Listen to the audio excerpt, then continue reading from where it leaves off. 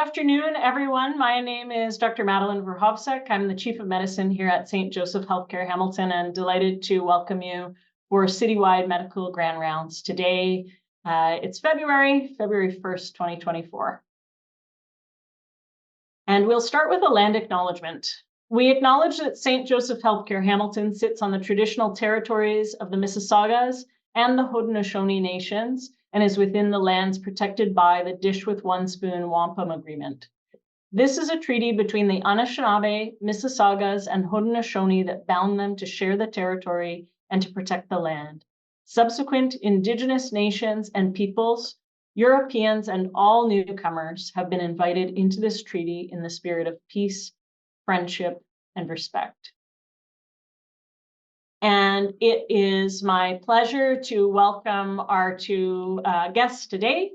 One is Dr. Maggie Larcher, who is the head of service for rheumatology here at St. Joe's and will be co-hosting with me today. So welcome, Dr. Larcher. And our speaker today is Dr. Reza Mirza, who will be presenting on the topic of rheumatology update for the Generalist. So I think we can all agree this is going to be something that there's going to be something for everyone here today. I'm going to hand things over to Dr. Larcher to tell us a bit more about our speaker. Thanks very much, and welcome everybody. It's my absolute pleasure to introduce Dr. Reza Mirza. He's a rheumatologist, having trained in Toronto, but did his general internal medicine here, and I first met him years ago as an internal medicine trainee. He completed his clinician investigator program here at McMaster with a master's in methodology in the clinical epidemiology stream. He is a rising star in that he's on national and international rheumatology guidelines through both the American College of Rheumatology and the Canadian Rheumatology Association, and he sits on their guideline committees. He's interested in all sorts of diseases, has infectious enthusiasm for anything complicated, and we have really enjoyed working with Dr. Mirza as a clinical scholar here, and wonder if the future may hold something more as an academic here with us, if the stars all align. So welcome, Dr. Mirza. We're looking forward to your talk. Thank you so much, Dr. Verhofstadt and Dr. Larcher, for that introduction. I'm just going to get started here. So I think rheumatology is a fascinating field. There's ample mystery in the cases that we see and the depths of the immune system. And the other point that really drew me in was the rapid advancement in diagnostics and therapeutics. I think the only field that has a beat in that respect is oncology.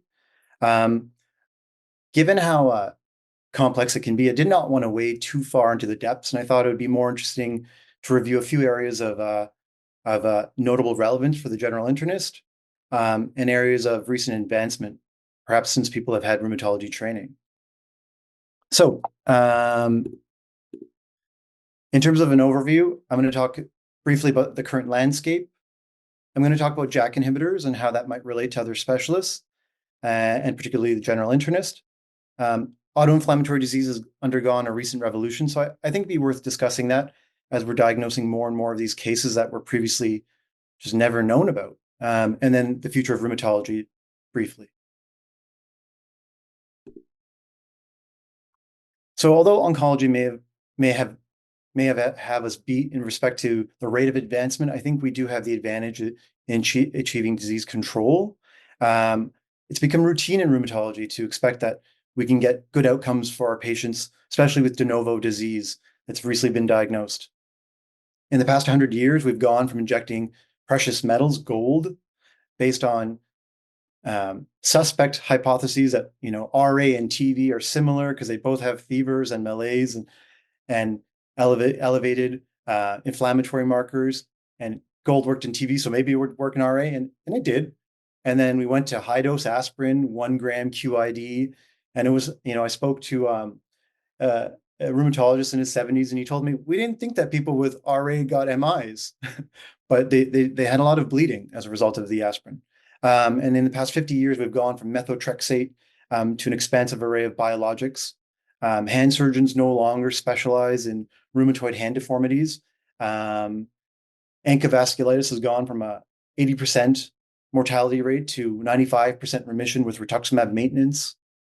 But not everything is golden.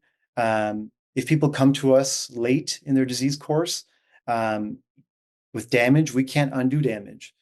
If they have established disease, it becomes much harder to treat.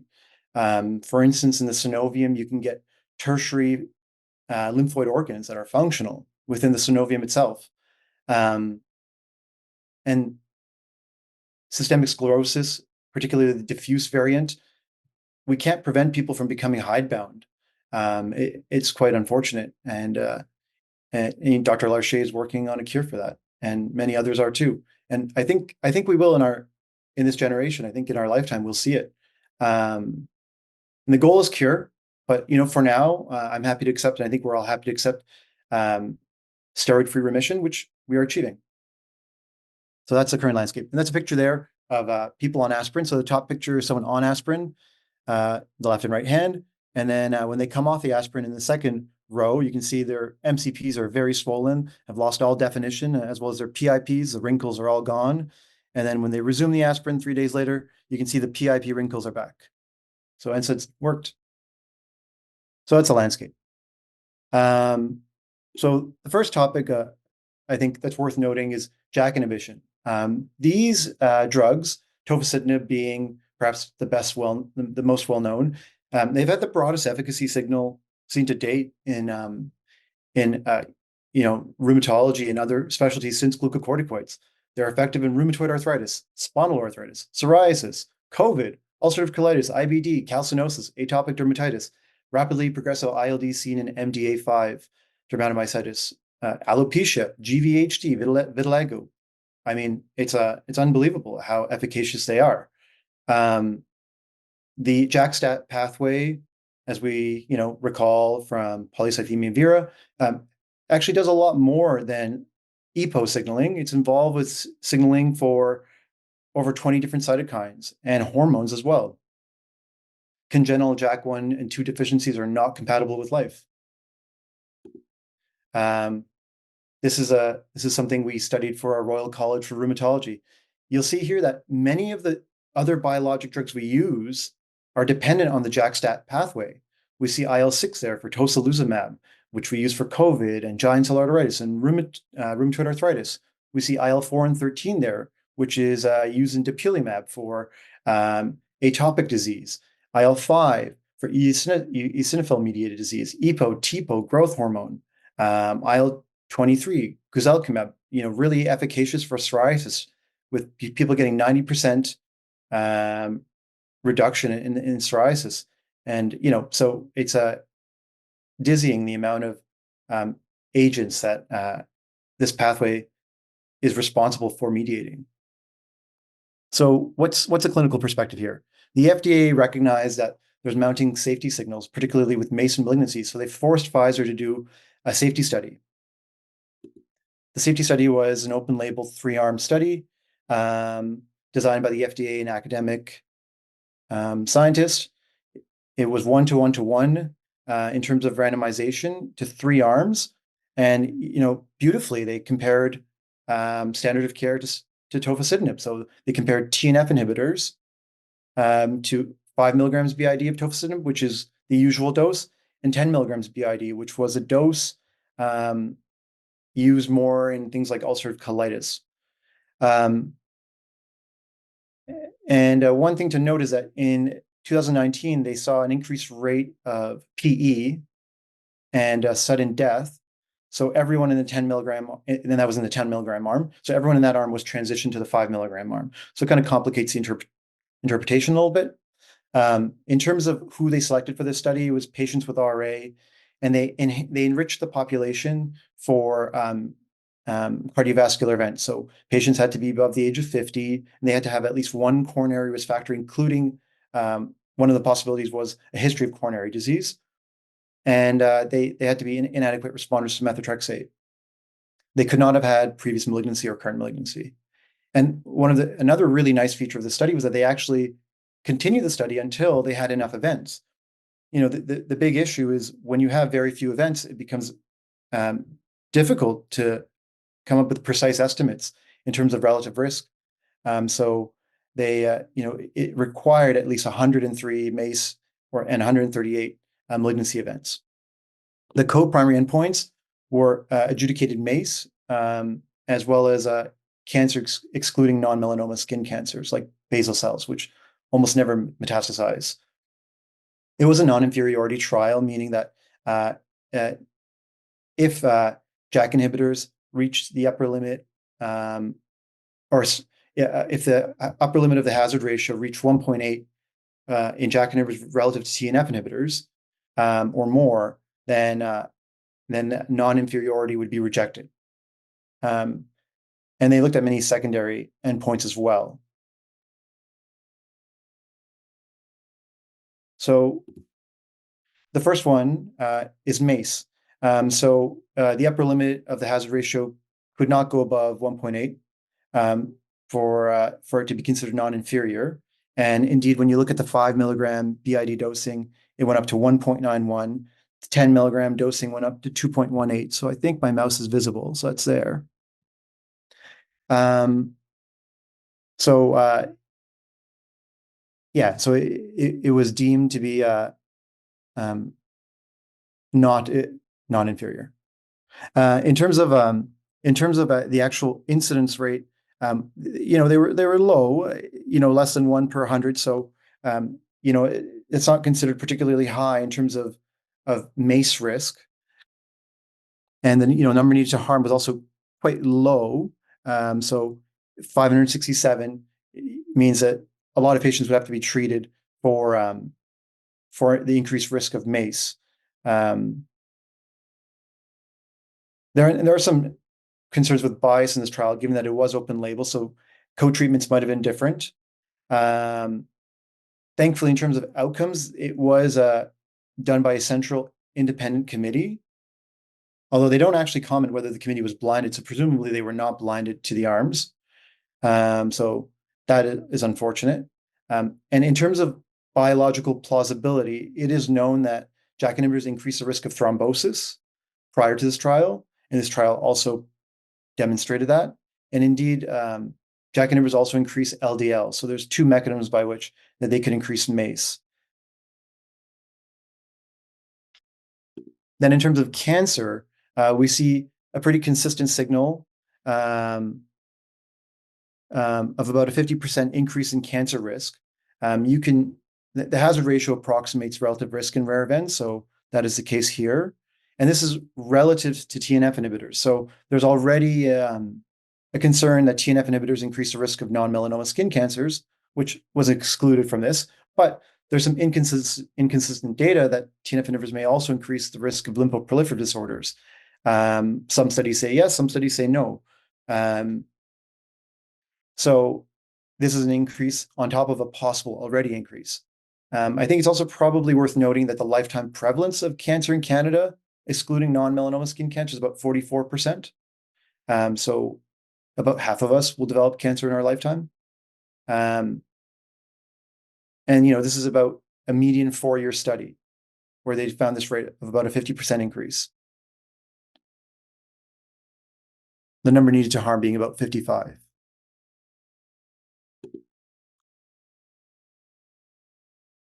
And when you look at the subgroup analysis, they don't report whether there's an interaction, but you see the effect appears attenuated in the younger population under 65. So that's the 50 to 65 range. But one thing to keep in mind is that the estimate in younger folks is probably less reliable, given that there are fewer events in that group. When we look at other serious adverse events, you'll see that the PE rate in the 10 milligram dose was 8 times the hazard ratio. So that's why everyone switched over to 5 milligrams. And we still see an estimate of about 3. Although non-significant, I think we would all probably presume that this is a real effect here, especially given the dose response. Not as pronounced for DVT. And when you pool for overall VT, not as pronounced, but still certainly there. Serious infection, at the 5 milligrams dose is similar to TNF inhibitors, which is certainly has an increased risk of serious infection. And the 10 milligram dose has about a 50% increase on serious infection relative to TNF inhibitors. And then death from any cause is increased as well, although it's non-significant. But I think there's some face value in the mortality being increased for a few reasons. One, we see that, again, it's dose dependent, which supports a causal relationship. And then the other thing is that it seems fairly consistent. If a drug increases pulmonary embolism, serious infections, cancer, and likely MACE, that mortality would also be increased. In the literature, some folks tried to defend JAK inhibitors. So these two authors were actually trialists that helped bring tofacitinib to the market. They say the CV risk is less concerning because it's relative to TNF inhibitors, and TNF inhibitors have been shown to reduce cardiovascular risk in RA, and that's because they reduce inflammation. But a lot of the biologics have been shown to reduce cardiovascular risk, such as tocilizumab and abatacept. And again, that's because it reduces the inflammation that's atherogenic.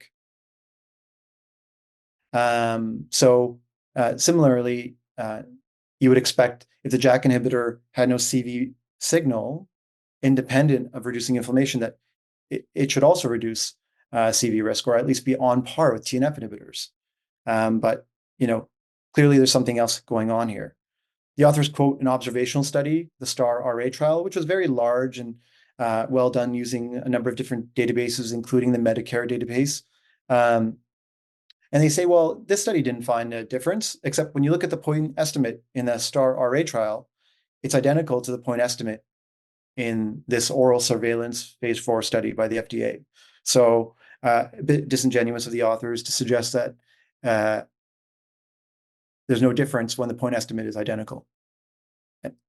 And then in terms of the malignancy, the authors try to say that the placebo-controlled trials had similar incidences of malignancy between tofacitinib and other biologics, and that real-world data had not seen a signal. But I think when you have a reasonable quality RCT, it's comparing head-to-head the agents of interest, that's where you should probably draw your data, as opposed to looking at the incidence rates of two different studies.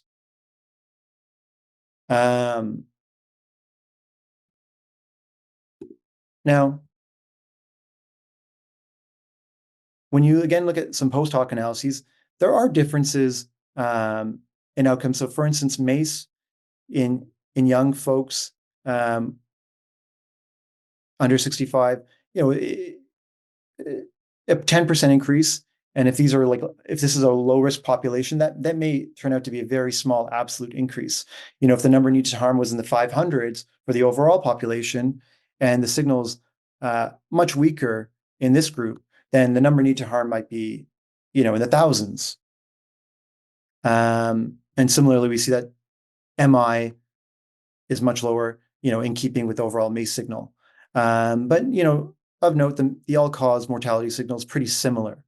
So, I mean, what do we take away from this? Obviously, the JAK inhibitors have a very impressive therapeutic signal in terms of the number of diseases they can treat and in their ability to treat extremely severe disease. However,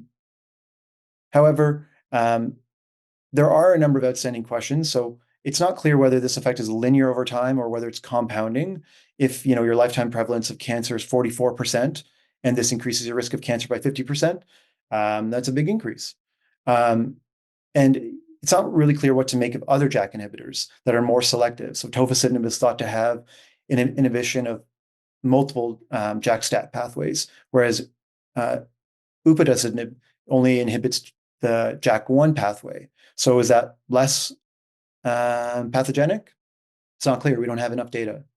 I think there is a role in the right patient population. So there are certain diseases where, like for instance, MDA5 dermatomyositis is rapidly progressive in terms of its ILD. People often die within months of diagnosis, and JAK inhibitors have really excellent efficacy in this disease.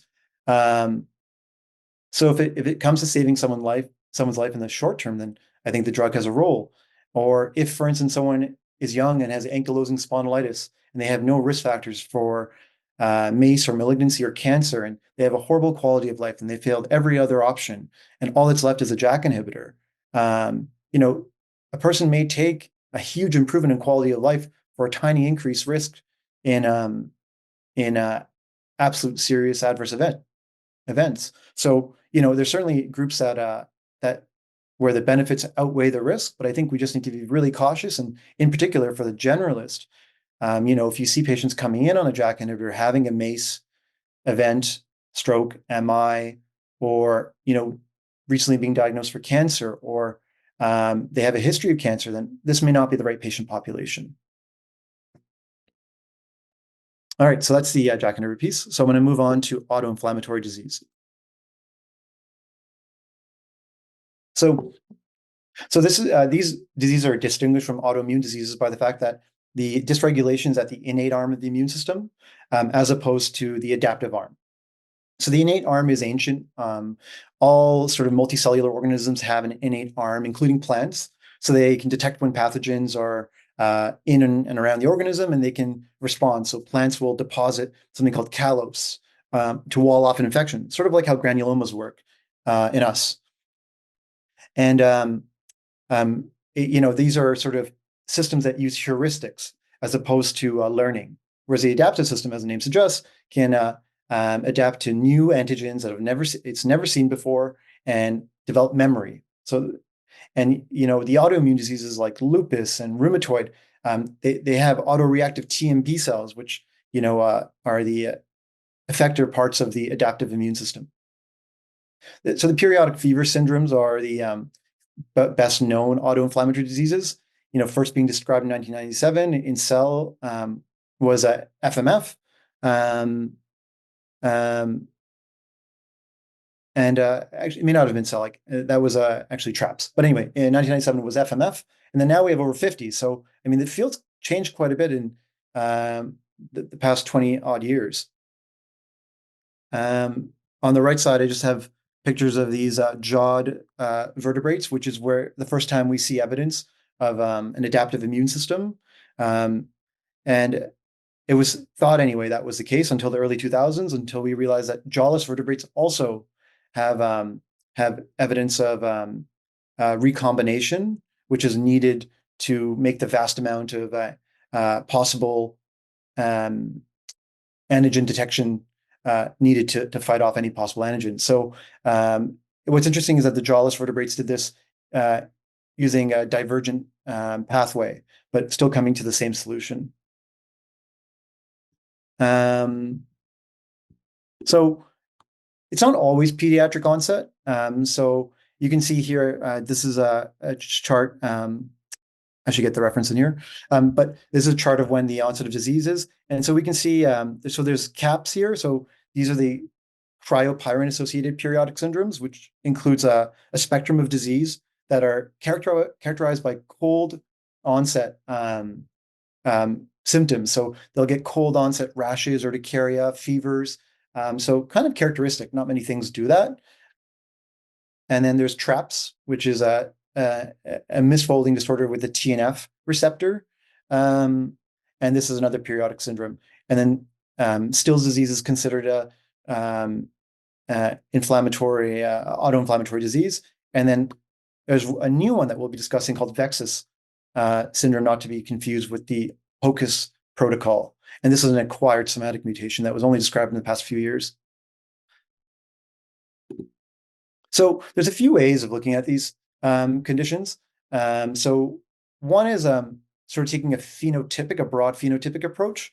And there's two major flavors. There's the inflammasome-mediated disease and the interferonopathies. There are other pathways that are less, that include less diseases and are less well captured. So, for instance, there's like the NF-kappa beta mediated diseases that cause like a Behçet's-like syndrome with oral ulcers and genital ulcers, and sometimes like an IBD phenotype. And there's other ones that have less established mechanisms. So I'm going to focus on the ones that are well defined. Another way to break these down is by fever duration is often a good way to go. So, with the familial Mediterranean fever syndrome, typically fevers are about half a day to 3 days. And in the hyperimmunoglobulin D syndrome, they last about 3 to 7 days. IgD, is one of the less well-known immunoglobulins. We don't really know its function exactly, and it's about less than 1% of our total immunoglobulins. But when you have elevated levels, it might be suggestive of this disease. And then that TNF receptor-associated periodic syndrome has 5 to 14 days of fevers. Unique features are a good way to kind of cut through this. So, the cold associated, very much suggesting CAPS if it's particularly in a family. And I think the other thing to note is that this is an evolving field. So textbooks won't always have the answers, and things are only just becoming clear, in real time. So these sort of cases require a lot of patience and combing through data. So the inflammasome-mediated diseases are the ones that most often come to mind when you think of the periodic fever syndromes. So FMF and CAPS and chronic recurrent multifocal osteomyelitis and so on fall within this category. These are the very potent inflammatory syndromes. So the idea is that the inflammasome is this complex of proteins.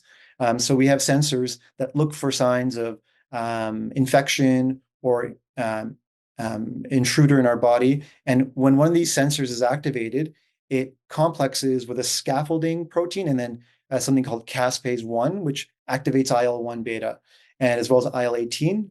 IL-1 beta is extremely pyrogenic, hence the fevers, and IL-18 activates cell-mediated immunity. And the pathway it goes down, whether it's Th1 or Th2, depends on the milieu of the cytokines, whether there's other depending on what other cytokines are present.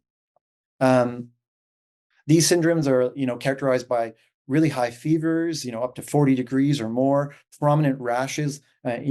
There's a picture there of the erysipelas-like rash seen in FMF, and arthritis, and there's the major risk of secondary amyloidosis from uncontrolled inflammation. So FMF, being one of the most well-known one, is a mutation in the pyrin sensor. And then the cryopyrin one, the cold-associated disease, is a mutation in the NLRP3 sensor.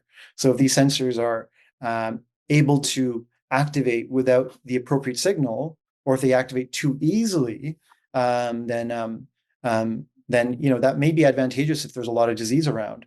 And indeed, FMF is thought to be spread along the Silk Road, where there may have been increased disease present. And then what's notable is that these all respond really well to IL-1 blockade, so anakinra. And we also use colchicine a fair bit, and that's because the microtubules are key for the assembly of this inflammasome. The other one of interest is the interferonopathies. So interferon is a family of proteins, and we're going to focus on interferon 1 because that's where the most disease is. And these are antiviral proteins in large part. Some literature points to anti-tumor properties, but really it's mostly antiviral as you read the evidence.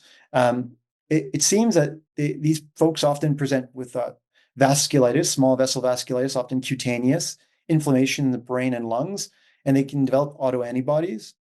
And we're going to review a few diseases that have overlapping features. So to the right here, we can see this condition called SAVI, sting-associated vasculopathy of infancy.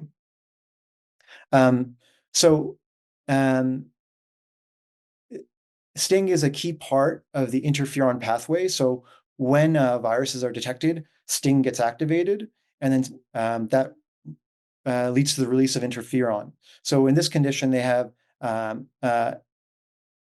constitutional activation of the sting, leading to elevated interferon levels. So you can see they can get telangiectasia, similar to almost lupus, which also has a high interferon signal, and they can get these plaques or blisters on the hands in that top right photo. And they can actually cold exacerbate, similar to lupus pernio, which is a cold exacerbated skin condition seen in lupus. They can get, that bottom left photo is vascular inflammation with fibrin in the lumen of the vessel, and karyorrhexis throughout the wall, which is a feature of vasculitis with nuclear debris and nuclear destruction. And then there's ground glass in the lungs there.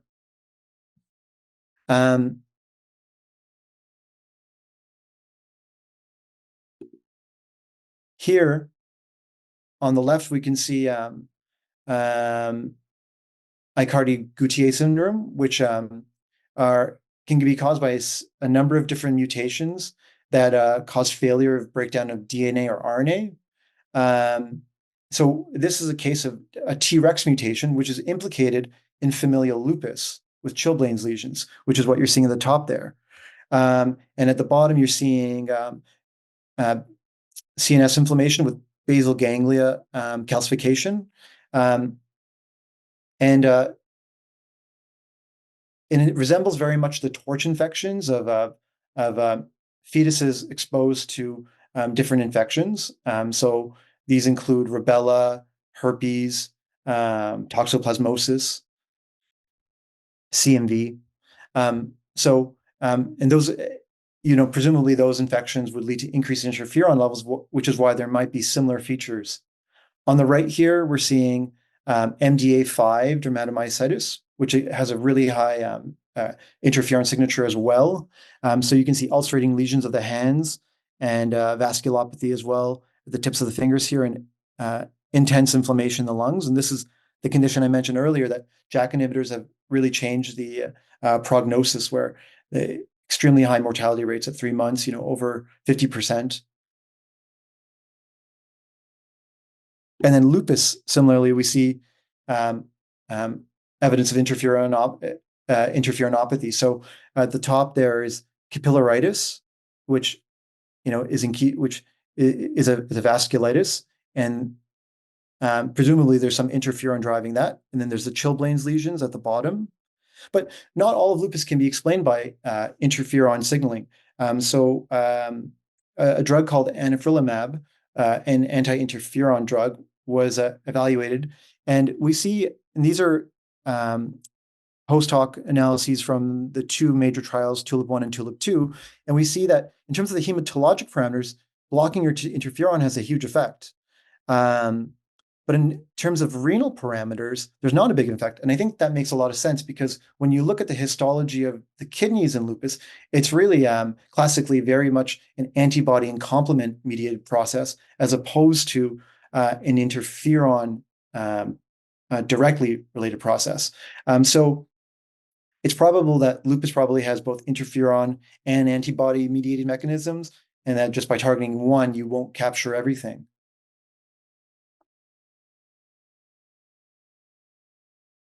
Now, the one condition, VEXAS syndrome, I think is probably most relevant to GIM. It stands for vacuoles, E1 enzyme, X-linked autoinflammatory somatic syndrome. So it was only described in 2020. So what the NIH did that was quite interesting is that they went through their database using a genotype first approach of about 1,500 patients who had some sort of inflammatory syndrome, either fevers or systemic markers of inflammation, and an additional 1,000 patients with unknown disorders.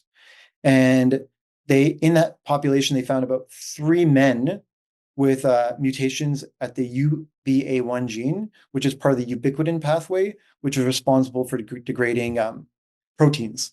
And then they went on to look at 141,000 other patients and found 25 men in total with a median age of 64. Some women have been found since. There's been over 100 cases at this point that have been described around the world. And often these people meet diagnostic criteria for a lot of different conditions, like myelodysplastic syndrome. They almost invariably have large or macrocytic anemia. They often have features of relapsing polychondritis, either at the ears or nose, Sweet syndrome, neutrophilic dermatosis, and polyarteritis nodosa. But it turns out it was another condition driving these manifestations. So here you can see lung involvement with pulmonary infiltrates and a pleural effusion. This is vasculitis of a bronchial artery. In panel C, This is a neutrophil invasion of the alveola. And then in the bone marrow, they found that these people almost invariably had vacuoles present. And then we can see evidence of polychondritis, so inflammation of the cartilage.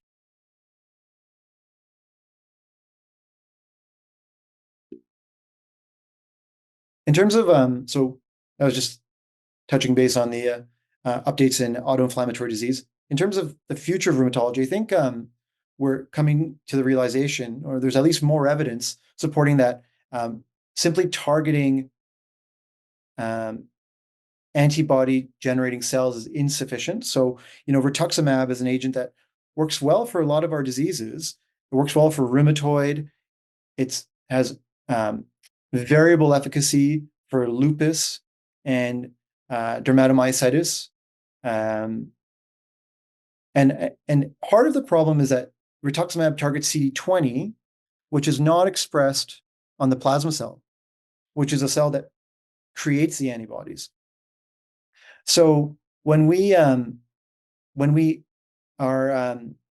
giving patients these agents, we are not targeting the cells that are actively creating more antibodies, and we're not doing anything about the active antibodies unless you're giving them other agents. But that's something that's becoming more and more clear, that if you target the plasma cells, you may get better outcomes. So there's a CD19 inhibitor called obinutuzumab, which has shown success in lupus where rituximab has failed.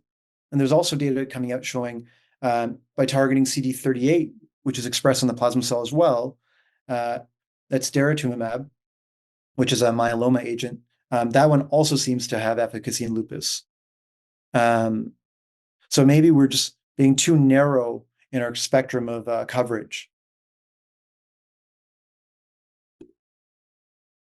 And then there's interesting work coming out about cellular therapy. So probably most of us have heard about the successes of CAR T cells. So these are T cells taken from people and then modified. So they're chimeric, and they have specific antibodies on them. So the T cells have homing abilities.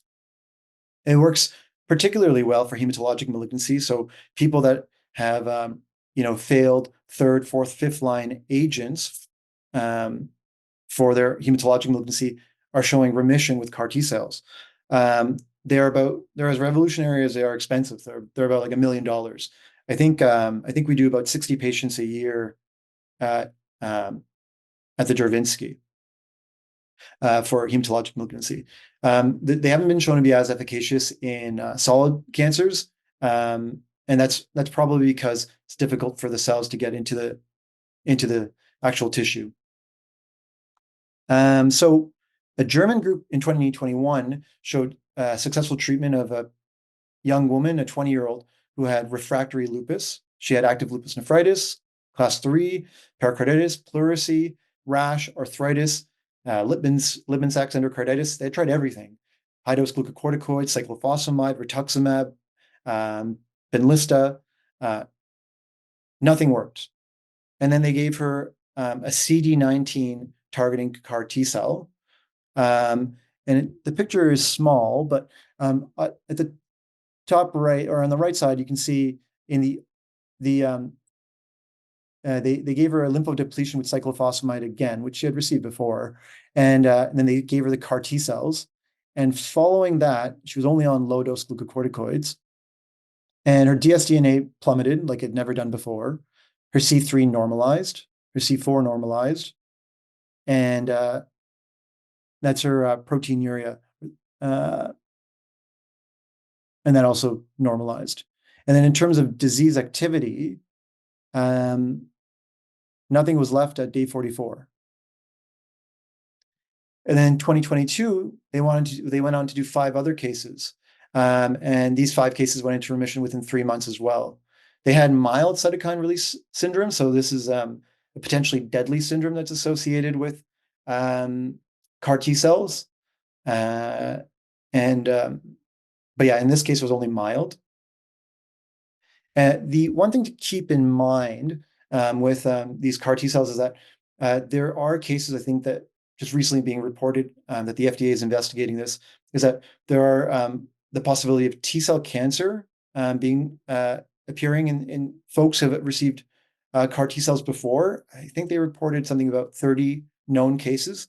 3 of the cases had genetics done on the T-cell cancer that developed, and all 3 that were checked had evidence that it was related to the CAR T cell.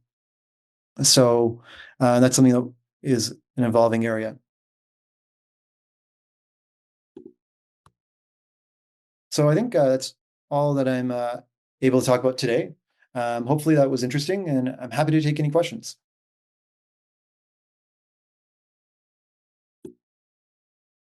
Thank you very much, Dr. Mirza, for really an excellent talk that covered many things that I have to say as a hematologist, some that were familiar and some that were new or refresher to me. So thank you so much.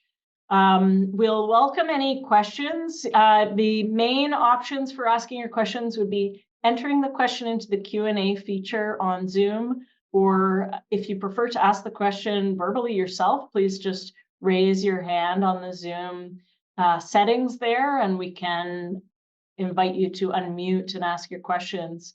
So we have one question here that actually Dr. Larche has entered in, and maybe I'll hand it over to you, Maggie, because I think it's an excellent one about these auto-inflammatory diseases and trying to distinguish between them.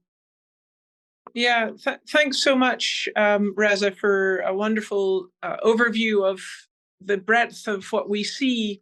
And I think adding a particularly internal medicine slant to this, given that a lot of our patients have widespread systemic disease and they may present to the hospital with some of those features, especially those patients with, for example, the auto-inflammatory diseases, what would your take-home message be to our internal medicine colleagues? What should they be looking out for to help narrow down the diagnosis and know when to refer to us?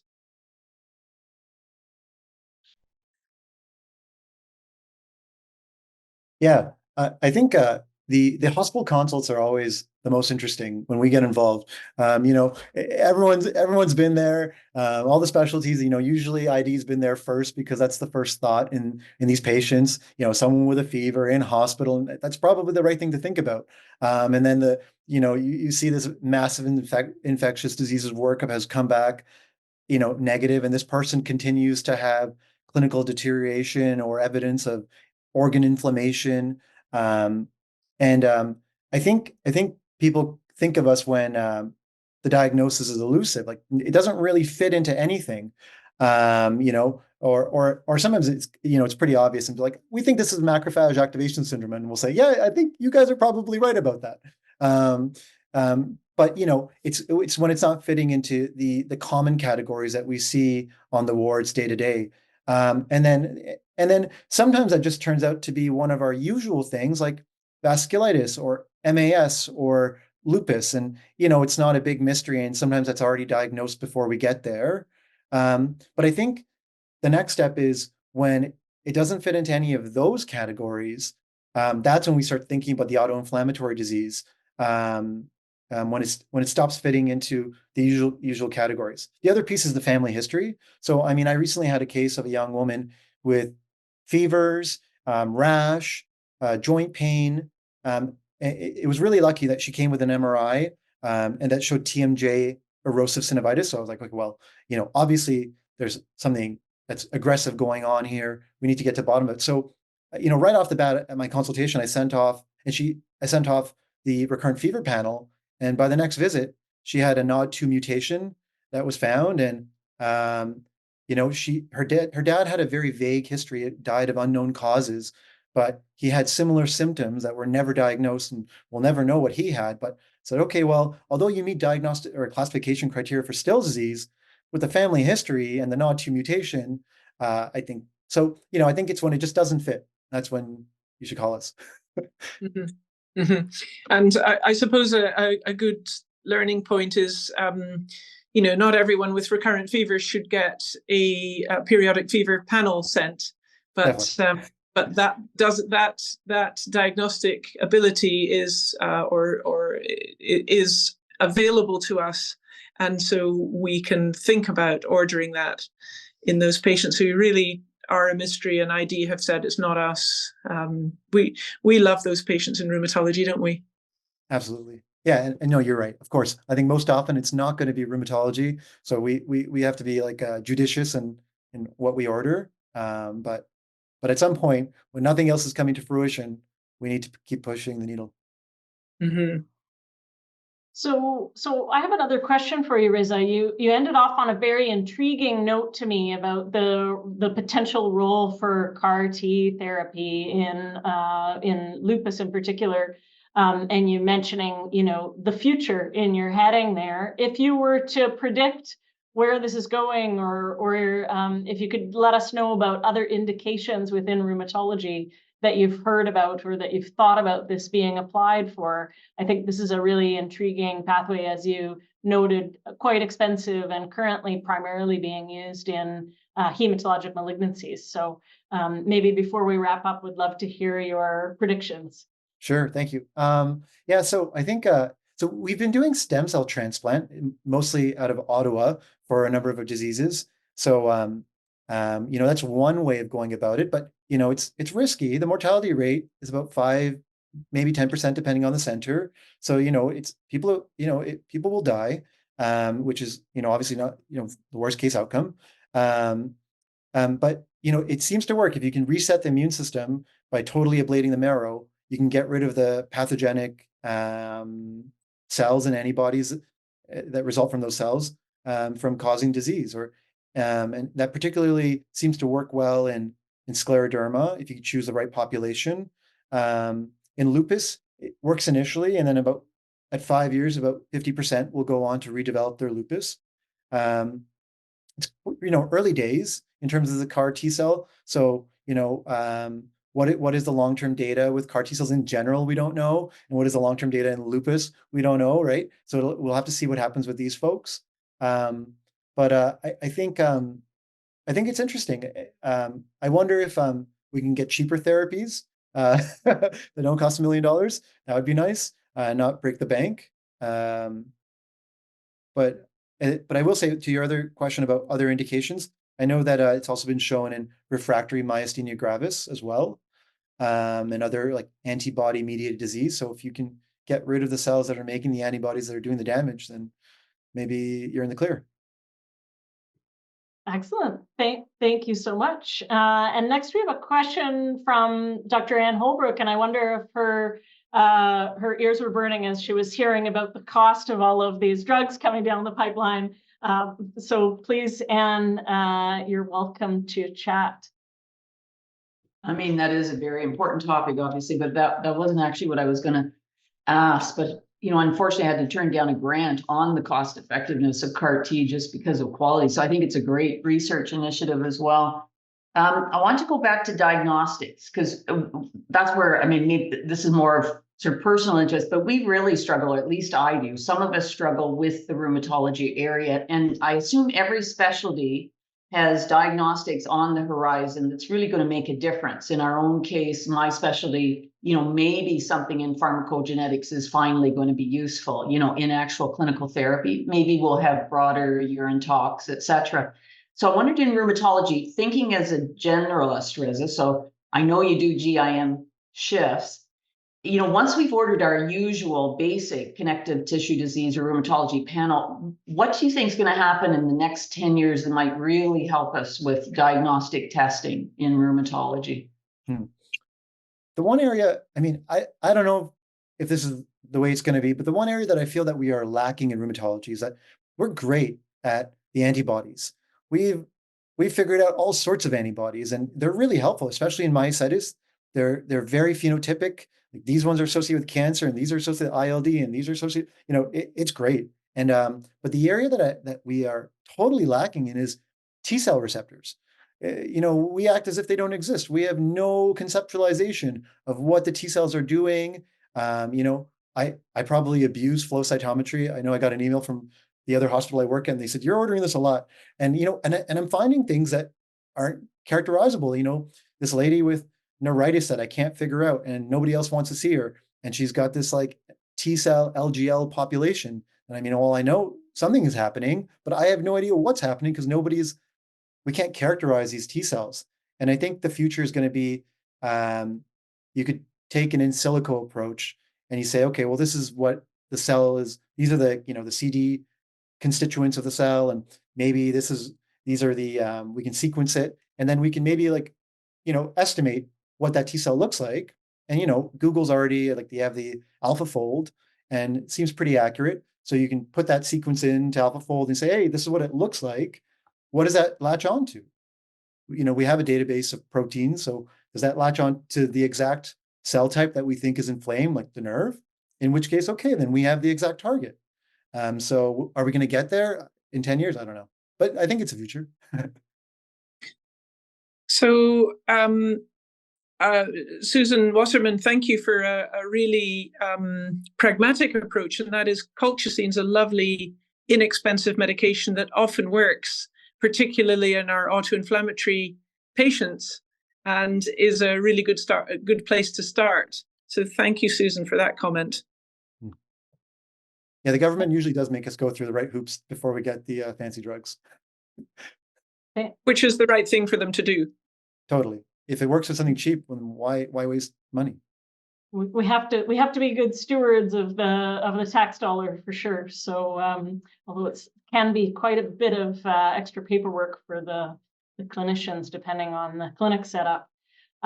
So there's one more question here in the Q&A, and then I think we'll wrap up.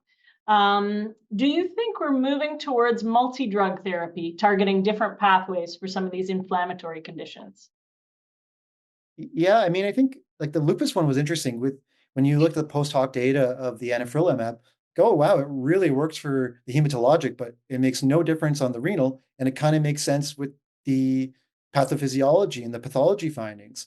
But I wonder if you can just go more proximal as opposed to hitting the two distal targets. Maybe there's something deeper that kind of leads to both. I don't know. I have no idea. All right. Well, thank you so much for all of the information and speculation and excellent responses to our questions. Thanks to everyone for attending today. And I'd just like to say a big thanks as well to Dr. Larche for joining today and co-hosting. So that I think wraps things up for Medical Grand Rounds today. We will be back next week with HHS as the host site on February 8th, and that will be HHS Cardiology New Recruit. The following week, we'll be back with St. Joe's as the host site, and that will also be cardiology, so a couple of cardiology back-to-back, followed by February 22nd, HHS Neurology New Recruit feature. So we've got a lot of excellent learning coming up. And again, thanks to everyone. Thank you very much, Dr. Mirza. As Dr. Larche has said, the future is bright, and wish you all a wonderful day and excellent week. Take care. Thanks. Bye. Thank you.